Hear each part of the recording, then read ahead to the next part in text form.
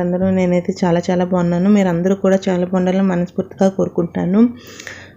ఈరోజు వీడియోలో నేను కొంచెంగా మొన్న రీసెంట్గా చేశాను కదా కిచెన్ రీమోడలింగ్ అని, దాని గురించి ఎలా వచ్చిందనేది కొంచెంగా చూపిస్తానండి. యాక్చువల్గా ఇది ఫస్ట్ మేము ఫ్లాట్ కొనేటప్పుడు వీడియో అనమాట. ఇది వచ్చేసి మాకు ఎల్ షేప్ కిచెన్ అయితే ఇచ్చారండి స్టార్టింగ్లో, కానీ నేను ఇటు సైడ్ అంతా కొట్టించేసి యూ షేప్ లాగా మార్చుకున్నాను. సో వర్క్ చేస్తున్నప్పుడు అయితే కొంచెంగా షూట్ చేశానండి. చూడండి ఎంత చెత్త అయితే ఉందో, కానీ ఒక్కసారి కిచెన్ యూ షేప్గా మార్చే కొంచెం నాకు ఎందుకో పెద్దదిగా అనిపించింది.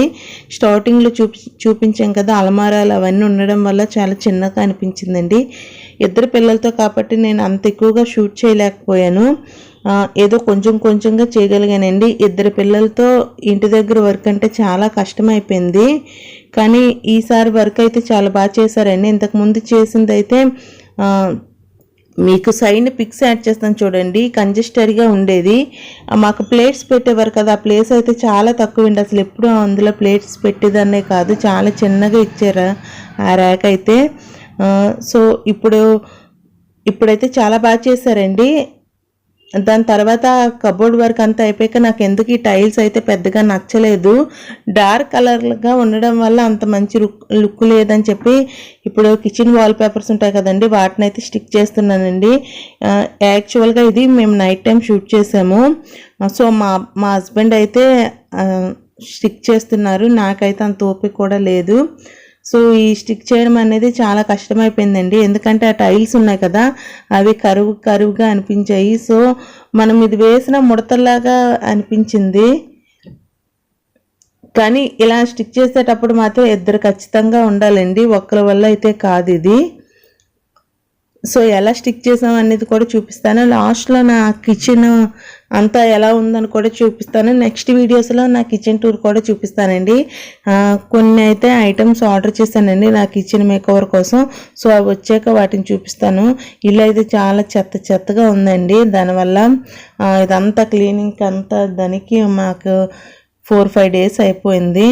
సో చాలా బాధ ఏంటంటే ఇంట్లో యాక్చువల్గా జూలై 6th మా మ్యారేజ్ డే అండి, దాని పర్పస్ కోసమే అయితే మేము ఇది చేయించుకున్నాము. రీమోడలింగ్ కిచెన్ అండ్ దేవుడు మందిరంది కూడా చేయించాలనుకున్నానండి, కానీ జూలై 6 వరకు కూడా వాళ్ళు వర్క్ చేస్తూనే ఉన్నారు. యాక్చువల్గా దాని ముందు 1 week అయితే మా కిచెన్ కబోర్డ్స్ అన్నీ కొట్టేశారండి. కొట్టేసి మాకు సండే అనుకుంటాను, సెకండ్ సాటర్డే అనుకుంటాను, సెకండ్ సాటర్డే 4th సాటర్డే తెలియదు, కానీ లాస్ట్ మంత్ కొట్టేశారు. జూన్ 4th సాటర్డే మా హస్బెండ్ బ్యాంక్ ఎంప్లాయ్ కాబట్టి second Saturday and 4th Saturday holidays ఉంటాయండి.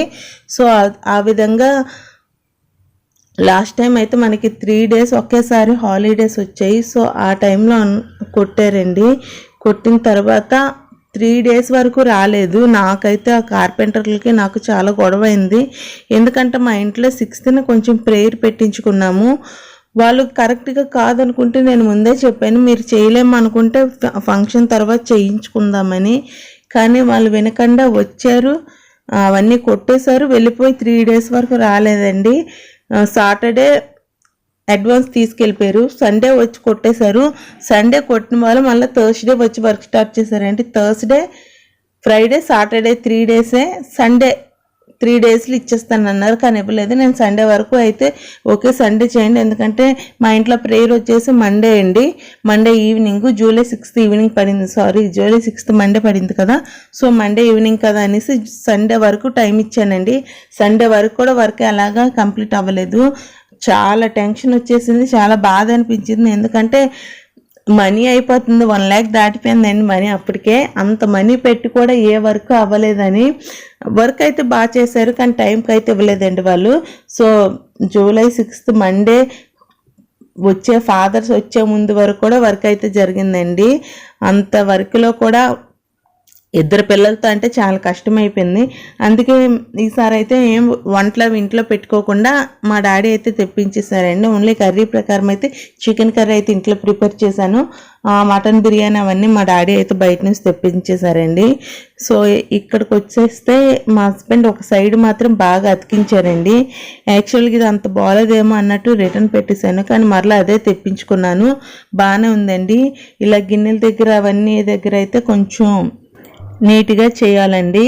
సో నాకు ఇది చేయడానికి నేనైతే ఒక్క రోజులో మేము ఇది చేయలేదండి, హాఫ్ పార్ట్ 2-3 డేస్లో అన్నట్టు చేసాము.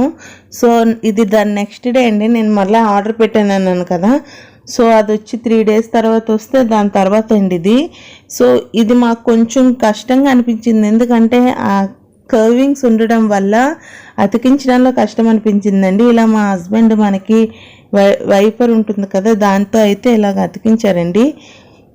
మాకు కిచెన్కి ఎల్ షేప్లో ఫస్ట్ ఇచ్చారన్నాను కదా, తర్వాత యూ షేప్ వల్ల మేము ఆ సైడ్ కబోర్డ్స్ అన్నీ కొట్టేయడం వల్ల మాకు ప్లేస్ వచ్చిందండి ఎక్కువ.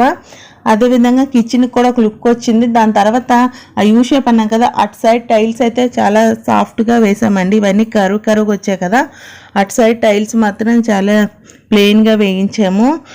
ఇక్కడ స్విచ్ బోర్డ్స్ అవి ఉంటాయి కదా, సో దానికైతే మా హస్బెండ్ ఇలా కట్టర్తో కట్ చేస్తున్నారండి.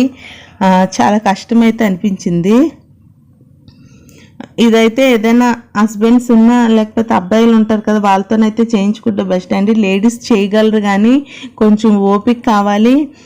అంత ఎక్కువగా కూర్చొని ఒక్కలంటే చాలా కష్టమండి. అదే మా పిల్లలతో అయితే ఇంకా కష్టమైపోయింది. మా హస్బెండ్ నేను చేసుకున్నాము. ఇక్కడ మా హస్బెండ్ చేస్తున్నప్పుడు మా పిల్లల దగ్గరికి మధ్య మధ్యలో వెళ్ళేదాన్ని. ఈవినింగ్ టైం అన్నాం కదా, వాళ్ళకి ఏదైనా ఫుడ్ మా అబ్బాయి అయితే తినిపిస్తూ తినండి, అక్కడ పెడితే వాడు చేత్తోనైతే తింటాడు ఏదైనా. ఆ ఈవినింగ్ రోజు ఈవినింగ్ అయితే నేను ప్రోటీన్ డైట్గా అన్నట్టు చికెన్ బ్రెస్ట్ పీస్ కొంచెం ఫ్రై చేసి ఇస్తానండి. సో అదే తింటారు. నైట్ టైము మిల్క్ తాగేసి పడుకుంటూ 2 years బాబు కదా, సో అబ్బాయికి అయితే ఎక్కువ ప్రెషర్ అయితే చేయనండి. తను ఏం తింటే అదే తింటాడని ఊరుకుంటాను. సో చూసారు కదా, నాకు సెకండ్ బెడ్ కూడా ఆర్డర్ చేశాను అన్నాను కదా, అది ఫుల్గా రాలేదండి. ప్లెయిన్ ఉన్నాయి కదా, ఆ టైల్స్ అయితే ఖాళీ అయిపోయాయి. కానీ ఒక్కసారి వేయగానే చాలా మంచి లుక్ వచ్చిందండి. ఏంటి సామాన్లు అన్నీ పెట్టి వేశారు అనుకుంటే, నాకు చెప్పాను కదా వర్క్ అయిందని. సో ఎక్కడ చూసిన ధూళి వల్ల సో నేను అంత ఎక్కువ అయితే కింద పెట్టలేకపోయాను, సైడ్గా పెట్టేసుకున్నాను. పర్వాలేదులేండి, ఇటుక అవసరం ఉండేటప్పుడు అది పెట్టుకోవచ్చు అన్నట్టు. ఇక్కడ కూడా నేను వేసేటప్పుడు నాకు కొంచెం తక్కువగానే మిగిలిందండి. సో అంటే నాకు అక్కడ లెస్గా పడింది. ఇంకొంచెం అయితే నెక్స్ట్ ఆర్డర్ చేశాను. సో ఇటు సైడ్ అనేది ప్లెయిన్గా వచ్చింది కదా, చూడండి ప్లెయిన్గా వేసితే చాలా మంచి లుక్ వచ్చిందండి. నాకు ఎందుకు ఇది ఎక్కువ మడతలు పడిపోయినట్టుంది, ఎందుకంటే టైల్స్కి కొంచెం కర్వింగ్స్ ఉండడం వల్ల, ఈ ప్లెయిన్గా ఉండడం వల్ల చాలా నీట్గా వచ్చింది. సో ఇంకా మాకు ఈ పార్ట్ అయితే మిగిలిపోయిందండి. నేను మళ్ళీ ఇంకొంచెం ఆర్డర్ పెట్టాను. చూసి మా డాడీ వాళ్ళు కూడా మా కిచెన్కి కూడా సేమ్ ఇదే వేయండి అంటే వాళ్ళకి కూడా ఆర్డర్ పెట్టానండి. ఇప్పుడు వచ్చేసి నా దేవుడిది అన్నాను కదా, సో అది చాలా తక్కువగా వచ్చిందండి. చూసారు కదా, ఫస్ట్ది అంత ఎక్కువ లుక్ కూడా లేదు.